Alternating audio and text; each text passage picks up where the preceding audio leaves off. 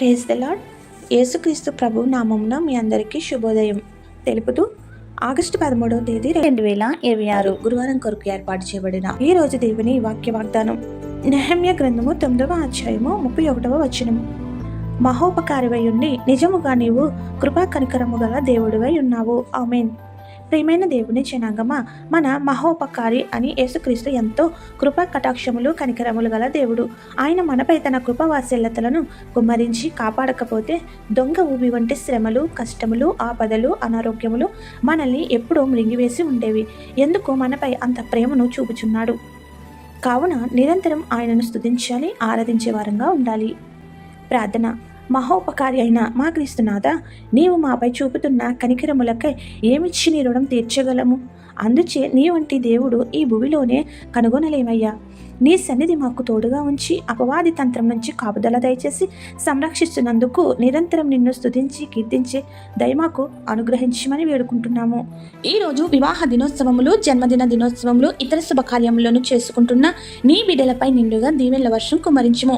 ఎవరైతే బాధలలో, శ్రమలలో, కష్టములలో, ఇబ్బందులలో, నష్టములలో, అప్పులలో, దుఃఖములలో, అనారోగ్యములతో ఉన్నారో వారికి నీ ఆదరణ ఇచ్చి గొప్ప స్వాంతన చేకూర్చి ఆదుకొనుము. ప్రార్థన వినుచున్న ప్రతి నీ బిడ్డకు అన్నింటా విజయం ఇచ్చి సాక్షులుగా నిలబెట్టుము. ఈ ప్రార్థనలో ఏకీభవిస్తున్న ప్రతి బిడ్డ యొక్క మనవిని ఆలకించి వారి సమస్యల నుండి ఉపశమనం కలిగించి దీవెనలు కుమరించమని వేడుకొనుచున్నాము. ఏ అంశం మరిచితమో విడిచితమో అవన్నీ నీకే సమర్పిస్తూ తండ్రి, కుమార, పరిశుద్ధాత్మ యేసుక్రీస్తు నామమున తన మహోపకారం మన ఎడల ఎల్లవేళలా దయచేసి కృపా కనికరములను వర్షింపచేయను గాక. ఆమేన్. ఇట్లు దేవుని సువార్త పరిచర్యలో మీ సహోదరి. ఆమేన్. God bless you. అందరికీ మరణాత.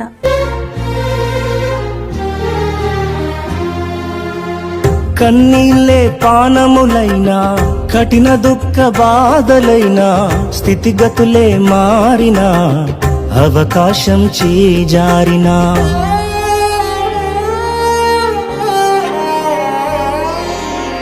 కన్నీళ్ళే పానములైనా, కఠిన దుఃఖ బాధలైనా, స్థితిగతులే మారినా, అవకాశం చేజారినా, మారదు యేసు ప్రేమ, నిత్యుడైన తండ్రి ప్రేమ.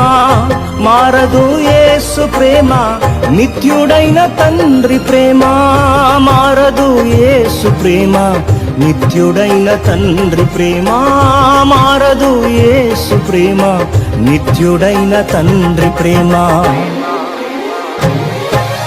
అంతా నా మేలుకే, ఆరాధన యేసుకే, అంతా నా మంచికే. తన చిత్తమునకు తల వంచితే, తన చిత్తమునకు తల వంచితే, ఆరాధన ఆపను, స్తుతించుట మానను. ఆరాధన ఆపను, స్తుతించుట మానను, స్తుతించుట మానను.